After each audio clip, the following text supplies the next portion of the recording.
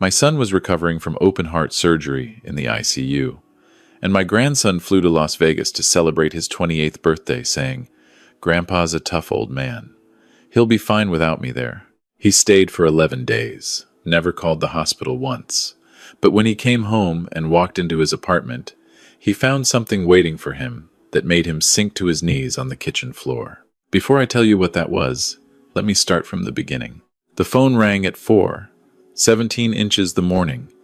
I know the exact time because I had been awake since 3, the way old men are awake at 3, lying in the dark with a mind that won't quiet down. My bedroom was dark, except for the street light coming through the curtains. Dorothy's side of the bed had been empty for 6 years, but I still slept on my side. Habit becomes its own kind of loyalty. I answered before the second ring. When a phone rings at 4:17, you already know it isn't good news. It was my son's wife, Carol. Her voice was the sound of someone trying very hard to hold themselves together and not quite managing. "Dad," she said, "it's Robert." He collapsed. "We're at Mercy General." 40 minutes later, I was pulling into the hospital parking garage. My hands were steadier than I expected them to be. I'm 67 years old. I've buried a wife. I've learned that panic is a luxury you can't always afford.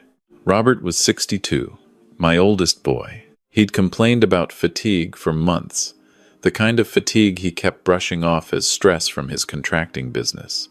Too many jobs, not enough sleep, the usual excuses men make when they don't want to hear bad news about themselves. His doctor had flagged an irregular heartbeat in October. Robert had nodded, taken the prescription, and then kept working 14-hour days anyway. The cardiologist met Carol and me in the corridor outside the surgical waiting room. He was a compact man with careful eyes and the particular bedside manner of someone who delivers terrible news regularly enough to have developed a system for it. He explained what had happened. Acute myocardial infarction. They had stabilized Robert, but his heart had sustained significant damage. They needed to perform bypass surgery as soon as possible, ideally within the next 24 hours. Without it, the next cardiac event would almost certainly be fatal. I sat in that waiting room for 9 hours the following day. Carol sat beside me. We drank bad coffee from paper cups and didn't say much. The surgery took 6.5 hours. The surgeon came out at 4 in the afternoon and told us it had gone as well as could be expected. Robert was in recovery. He would need 4 to 6 weeks in the hospital, followed by months of rehabilitation. The road was long, but he was alive. Carol called their son, my grandson Marcus, from the waiting room. I sat close enough to hear his voice through the phone, tinny and distant. "He was at a work function," she said. "He said the right things. He said he'd come as soon as he could. He asked which hospital. He said he loved his dad. That was a Tuesday. Marcus didn't come Wednesday. He sent a text.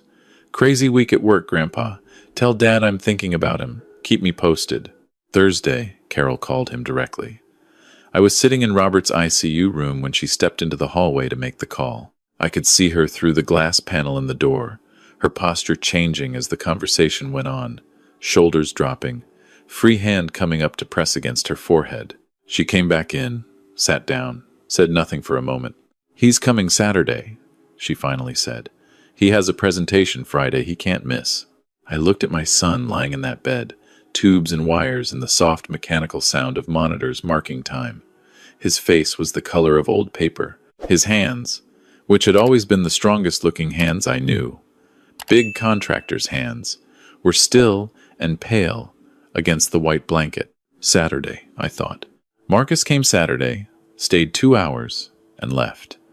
He sat in the chair beside the bed and looked at his phone more than he looked at his father. He said the right things again.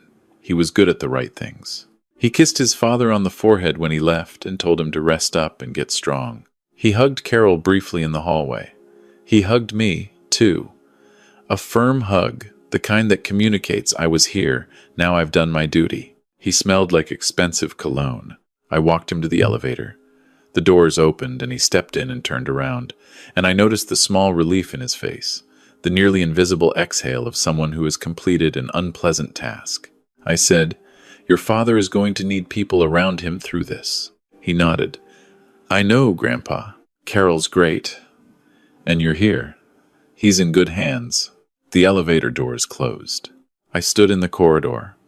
Fluorescent light, the squeak of a nurse's shoes somewhere behind me, the distant sound of a television from someone's room. I went back to Robert's room and sat down and held my son's hand and thought about my grandson's face in that elevator. The following Monday, Carol found me in the hospital cafeteria around noon. She set her tray down across from mine and sat, and for a moment we just looked at each other the way people do when they're carrying the same weight.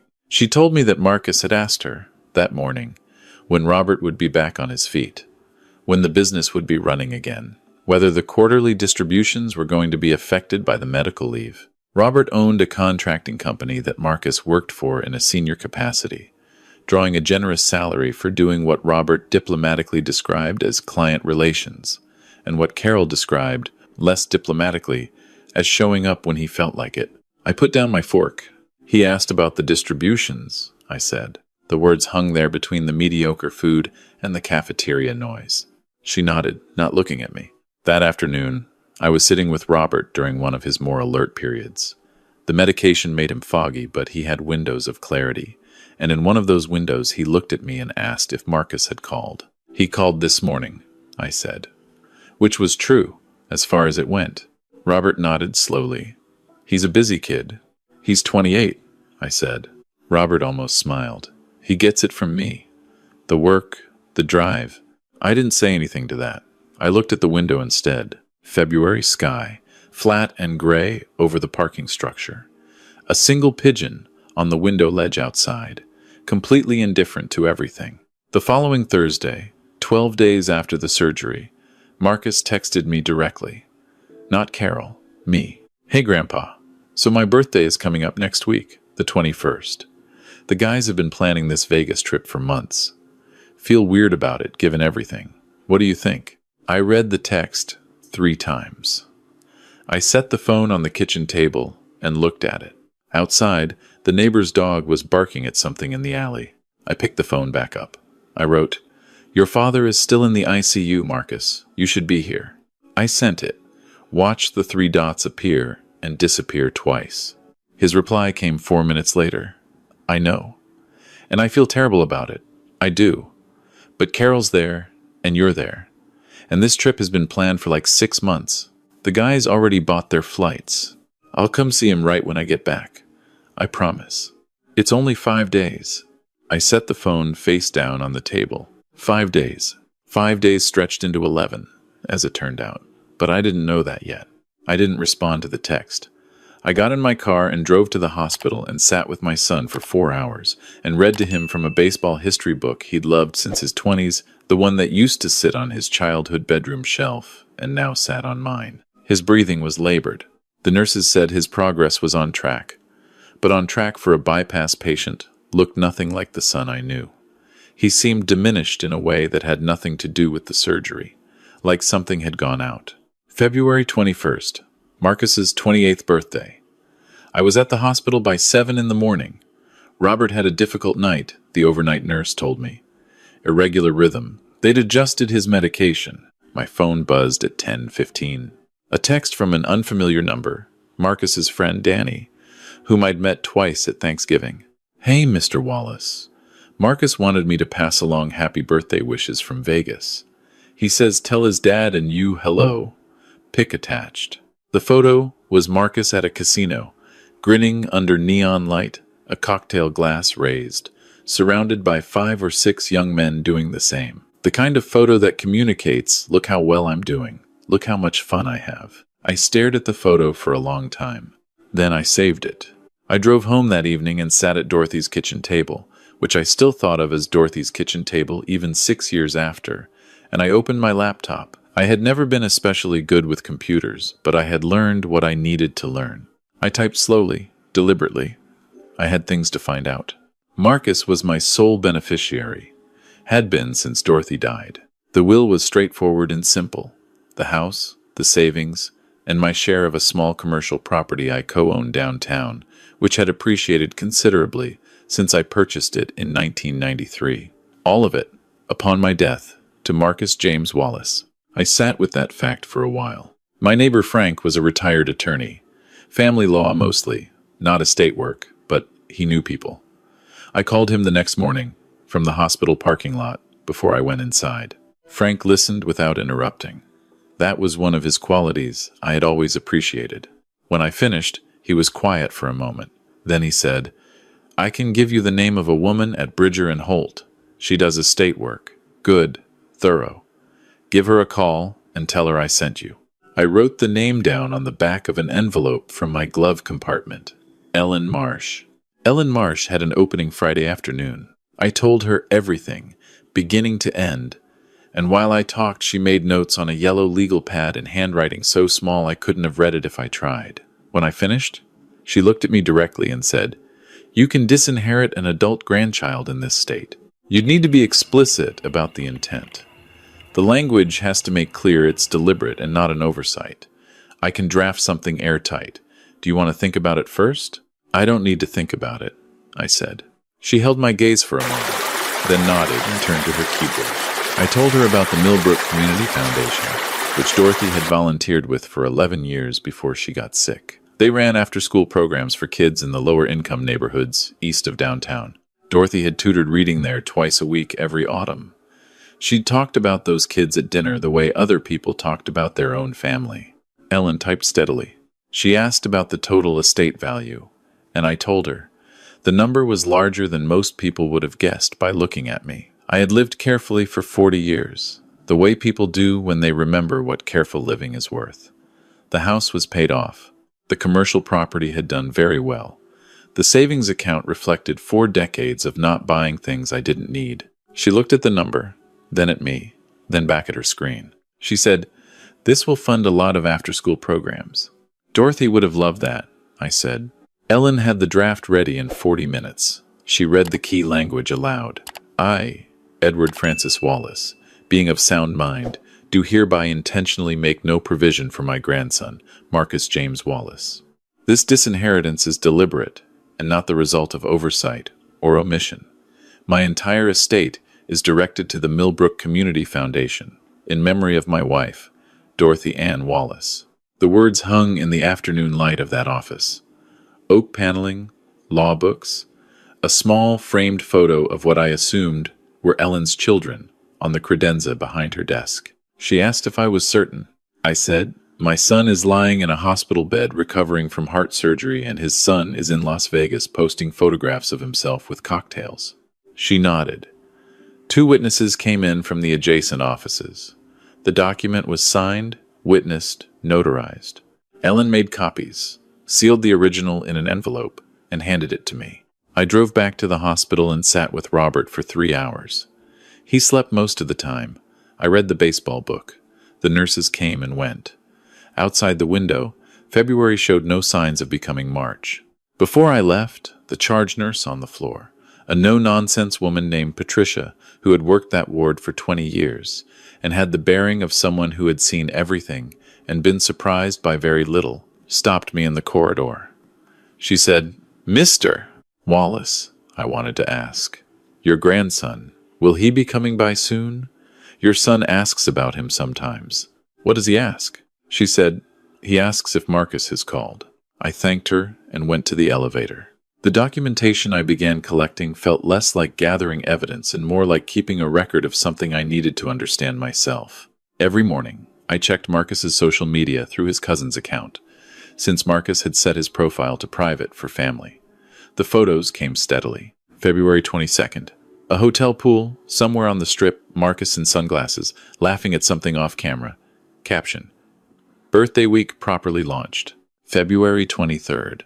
A steakhouse, group photo, everyone in blazers.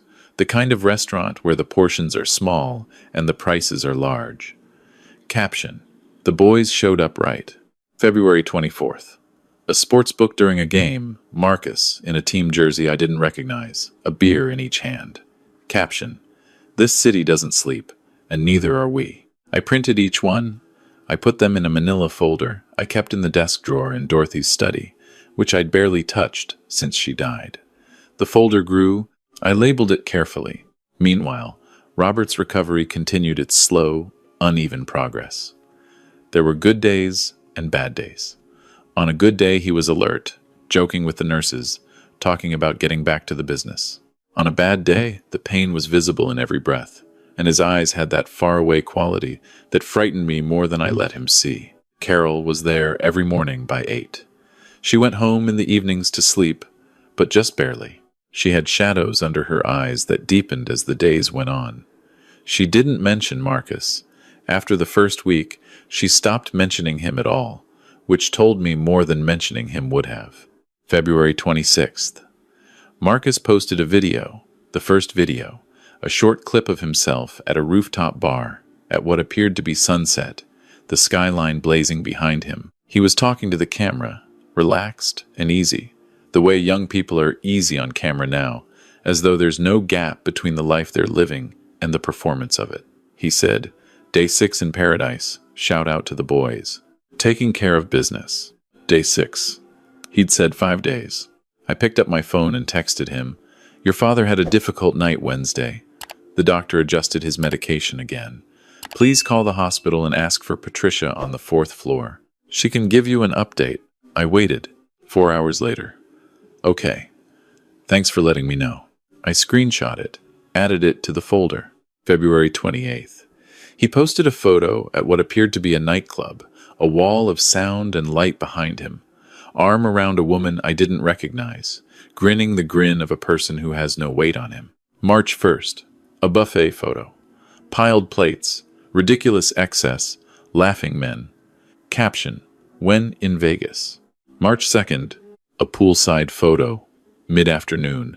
Marcus lying on a lounge chair with sunglasses and a frozen drink. Caption, "Rest day. Recharging.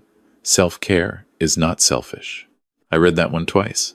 Self-care is not selfish. I was sitting in room 412 of Mercy General when I read it, my son asleep 3 feet away, the heart monitor marking the beats we'd nearly lost. The afternoon sun came through the window at a low winter angle, long rectangles of light across the floor. A get-well card from Robert's business partner sat on the bedside table, several from his crew, one from Mrs. Hendricks down our old street, who was in her 80s and had hand-addressed the envelope in shaking letters. Nothing from Marcus. Robert stirred. He opened his eyes and looked at me, and for a moment there was the old Robert in there, sharp and present. "Has my son called?" he asked. "He's called," I said, which was technically true in the earliest days. "He loves you." Robert nodded slowly. He closed his eyes again. "I know he's busy. He's got a lot going on." I looked at my hands in my lap. Dorothy's wedding ring was on my right hand now. I'd moved it there the week after she died, and hadn't moved it since. The gold was worn smooth on the inside from 40 years against her finger. "Robert," I said quietly. He was already asleep. On March 3rd, I counted. Marcus had been gone 11 days. He had made 2 phone calls in the first 48 hours, both brief. Since then, nothing. 12 posts on social media. 0 calls to the hospital. 0 calls to his father's room. I texted him again on the 3rd. 2 weeks since surgery. "Your dad is asking about you. When are you coming back?" His reply came 90 minutes later. "Heading back soon. Sorry, time got away from me. Give Dad my love." Time got away from me. I sat with that phrase in the hospital cafeteria. Coffee cooling in front of me. Time got away from me. As though time were a thing that escaped you without any decisions being made. As though 11 days in Las Vegas while your father recovered from heart surgery were something that simply happened. Like weather. I added the text to the folder. March 4th. Marcus's last post from Vegas. A casino floor photo, chips stacked on a table. His face turned toward the camera with an expression of mock surprise, theatrical delight. Caption, "See you next time, Vegas. Back to reality. Back to reality." I looked at the post for a long time. Then I went into Dorothy's study and opened the desk drawer and laid out every printed photo in chronological order across the surface of her desk. 12 posts. 2 text exchanges. Nothing from the hospital phone records. Nothing. I stood over the desk and looked at it, all arranged like that, and something settled in my chest that wasn't grief and wasn't anger exactly. Something quieter and more resolved. I went to the kitchen and made coffee and sat at the table, and I thought about the apartment. Marcus lived in an apartment on the north side of the city, a two-bedroom in a building that had been renovated about 5 years ago. The kind of place with a gym in the lobby and a rooftop deck that never got used in February. He paid $1,850 a month in rent. He had always paid it himself, which I had respected, until Carol mentioned once, carefully, that Robert had been supplementing the rent with a monthly transfer since Marcus started at the company to account for the gap between Marcus's salary and Marcus's lifestyle. The apartment building was owned by a management company. The management company was owned by a partnership that included, as I had been aware for some time, me. My commercial property stake had been structured into various holdings over the years. One of those holdings was a 15% interest in Northside Property Management. I hadn't thought about this in years. It was the kind of thing that sat in your portfolio and threw off a modest return and required nothing of you. I called Frank again. He listened. Then he said, carefully, "What exactly are you thinking?" I told him. He was quiet for a moment. Then he said, "You know, the tenancy is a separate matter from the inheritance. You'd need to go through proper channels, give proper notice, everything by the book." "Of course," I said. He gave me the name of the managing partner at Northside. I called the managing partner the next morning. His name was Greg, and he had the polished efficiency of someone who managed things for a living. I explained that the tenant in Unit 4B, Marcus Wallace, would be receiving written notice of non-renewal of lease, effective 60 days from the first of the month. I asked that the notice be delivered by certified mail and that I be sent a copy. Greg paused briefly, then said, "Absolutely, Mr. Wallace. I'll have that processed today." I thanked him and hung up and sat in the kitchen for a while. The refrigerator hummed. Outside, the first real signs of spring were starting, the forsythia along the back fence showing yellow at the tips. Dorothy had planted that forsythia the spring Marcus was born. She'd been so pleased with herself about it. March 6th. I drove to the airport, not to meet Marcus. I didn't know exactly when he was landing. I drove to the airport because I had an errand near there, and because the drive helped me think. Robert had been moved out of the ICU that morning. This was good news, significant good news, the kind that meant the worst was likely behind us. When I'd arrived at the hospital, Carol was already there, her eyes red from relieved crying, holding Robert's hand while he slept in his new room with actual daylight coming through the window. She looked up when I came in. She said, "He's going to be okay." I said, "I know. I always knew." That was a lie. There had been 4 days in the first 2 weeks when I hadn't known anything of the sort, but she needed to hear it, and it was true enough now, so I said it. I told Robert about the room change when he woke. He smiled with real warmth for the first time in weeks. He said, "What day is it?" "Thursday," I told him. March 6th. He processed this. He'd lost track of time in there. "The way you do," he asked. "Has Marcus been in?" I paused for the length of a breath. I said, "He's been in touch." Robert nodded. He said, "He needs to focus on the business while I'm down. Can't have both of us out." I looked at the window. The room faced a courtyard, and there was a bench in the courtyard where a woman was sitting reading a paperback despite the cold. Someone waiting. The way hospitals are full of people waiting. Marcus called me that evening from his car, driving home from the airport. He sounded tired in the self-congratulatory way of someone who has enjoyed himself tremendously and is now prepared to acknowledge that reality exists. "Grandpa, I'm back." "How's Dad?" "He's out of the ICU," I said. "Oh, that's great. That's really great. I'm going to go see him tomorrow." "He doesn't know you've been gone 11 days, I said. A pause. "Grandpa, I told you. The guys had been planning. I know what you told me," I said. The silence that followed had a particular quality to it. "I'll go see him tomorrow," Marcus said again, carefully. After we hung up, I opened the desk drawer and took out the manila folder.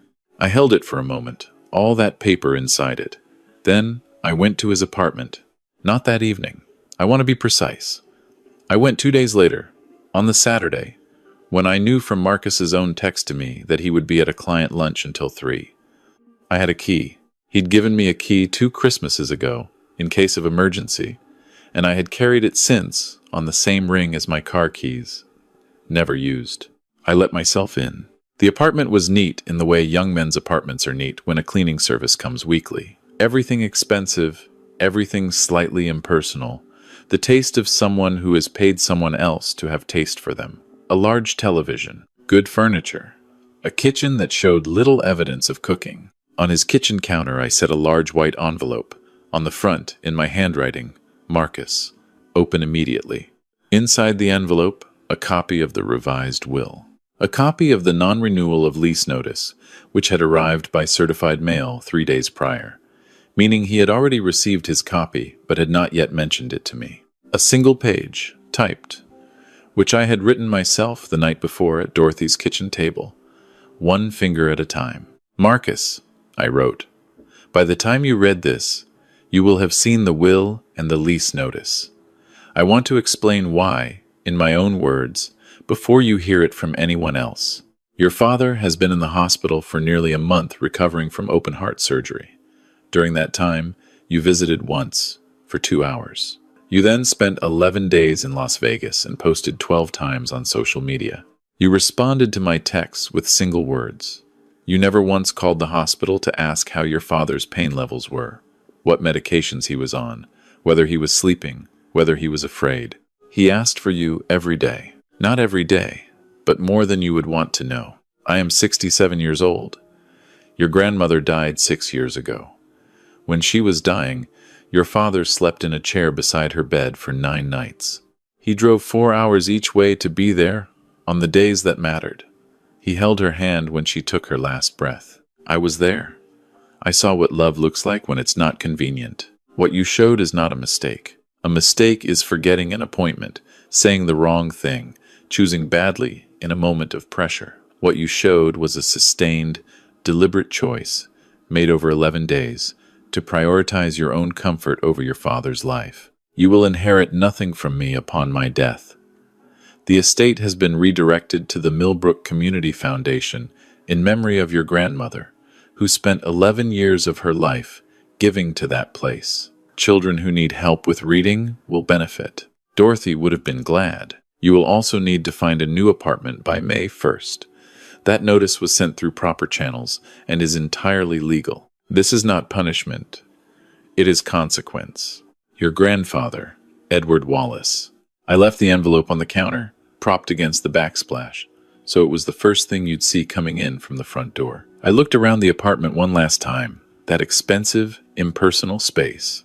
Then I let myself out and locked the door behind me and drove back to the hospital to sit with my son. Robert was in good spirits that Saturday. He'd eaten most of his lunch, which was an occasion in itself. Carol had brought in a small Bluetooth speaker and was playing old music, the kind Robert and I both grew up with. And when I came in, Robert was tapping one finger on the blanket in time with something from the 1970s. We sat together for 3 hours. I read to him a little. Carol stepped out for coffee and came back with 3 cups, and we drank them and talked about the business, carefully at first, and then with more ease, as he visibly relaxed into planning mode, which for Robert had always been a kind of medicine. I didn't tell him what I'd done. That conversation would come, but not yet. He was still healing, and I was not going to lay that weight on him until he had the strength to carry it. I drove home at 6, made dinner, watched the evening news without much attention, fell asleep in the chair where I've been falling asleep in front of the television since 1987. My phone rang at 9:22. Marcus. Grandpa. His voice was the voice of someone who has had the ground removed from under them. Flat, disoriented, unsure which way was up. I said, I assume you're home. What is this? What is this? I'm reading this, and what is? You changed the will? Yes. You can't just change the will. I already did, I said. 6 days ago. It's been executed and filed. And the apartment, he said. I got a notice. I got a letter, certified mail. The silence. Grandpa.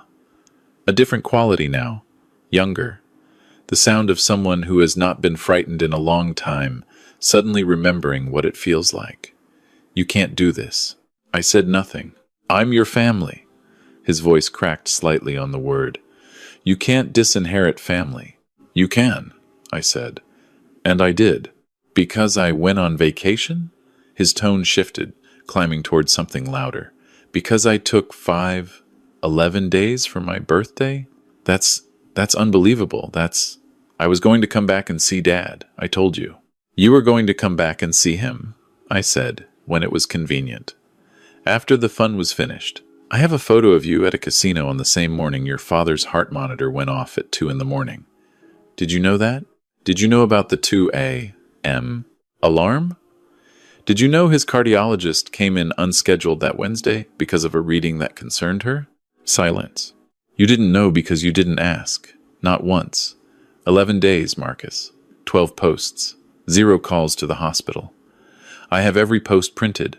I have every text. I counted. A long silence. Then, quieter. I didn't know it was that bad. You didn't ask, I said again. He's my father. His voice broke on the word father. A genuine fracture, not performance. I know he is. I sat down in Dorothy's chair at the kitchen table. Through the window, the forsythia had gone fully yellow in the last few days, lit up in the darkness by the porch light. I looked at it. I said, Marcus, I want you to understand something.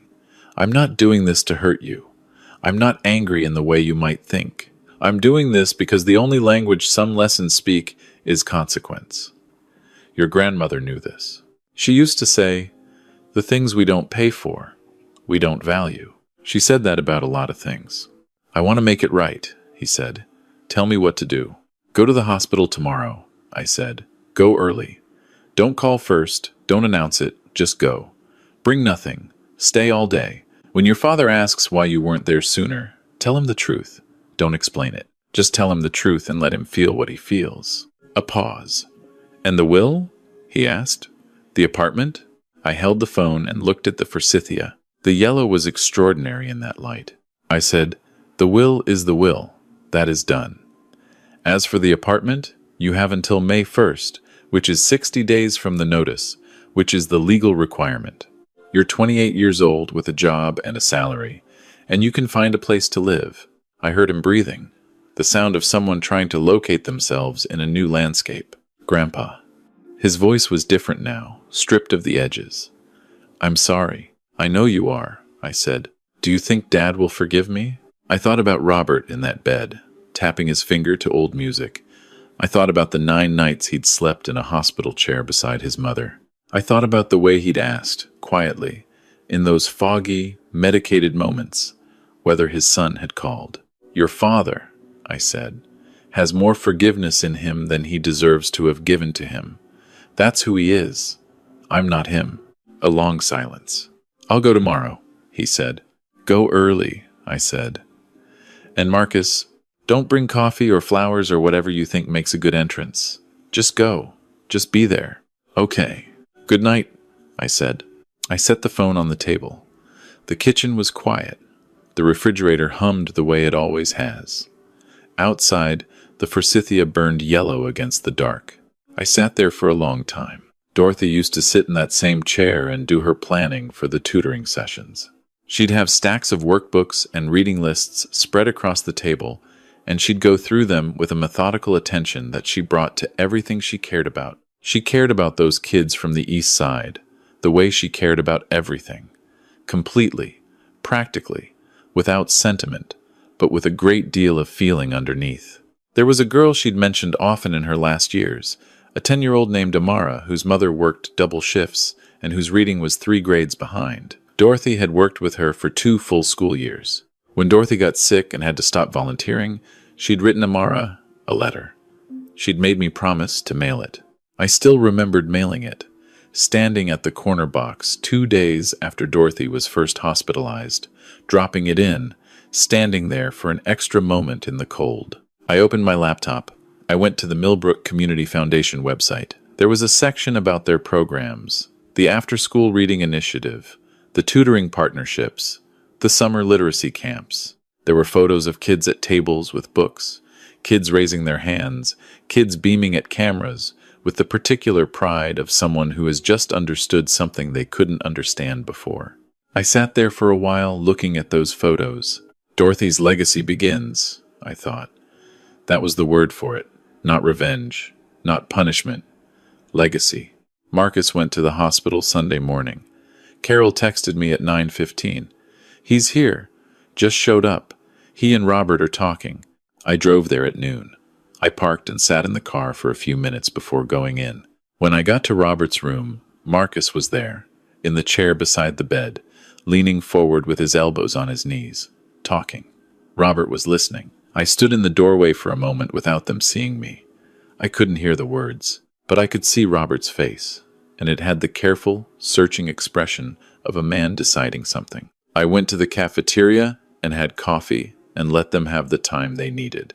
2 hours later, Marcus came and found me. He sat down across from me, and he looked like he'd been crying, or close to it. He was 28, but in that moment he looked younger than that, the way people sometimes do when something strips the performance away. He said, he wasn't angry. He said he understood. I held my coffee cup. I said, "Your father is a better man than most." Marcus nodded. He looked at the table. He said, "I've been thinking about what you said, about the difference between a mistake and a choice." "Good," I said. He looked up. "I don't know if I can fix it." "You can't fix it," I said. "It happened. What you can do is be different going forward. That's all anyone can do." He was quiet. I said, "Your father needs 3 more weeks in here, and then he needs months of careful recovery at home. He can't run the business. Carol can't do it alone. You can step up, or you can continue as you have been, but you'll have to live with whichever one you choose, the way we all live with our choices." "I'll step up," he said. He said it quietly, without performance, which was the first time I'd heard him say something that way. "We'll see," I thought, but I didn't say it out loud. I drove home that afternoon through early spring streets. The light had the quality it gets in March, thin and clear, like the city had been washed overnight and set out to dry. I stopped at the florist on Meridian and bought yellow tulips, Dorothy's flowers, which I hadn't bought in a while because they were always her thing, and buying them alone had always felt like arriving somewhere to find the door locked. I drove to the cemetery. I parked and walked across the grass to where she was, and I set the flowers in the holder at the base of the stone, and I stood there for a few minutes in that March light. I told her about the foundation, about the will, about Amara, the reading program, the kids from the East Side, who were going to have their futures shaped in small, real ways by money that had accumulated through decades of careful living and was now going somewhere that deserved it. The forsythia along the cemetery fence was just beginning to bloom, yellow along every branch, the same shade as the tulips I'd brought. I stood there until I was ready to leave, and then I got in my car and drove back to the hospital to sit with my son.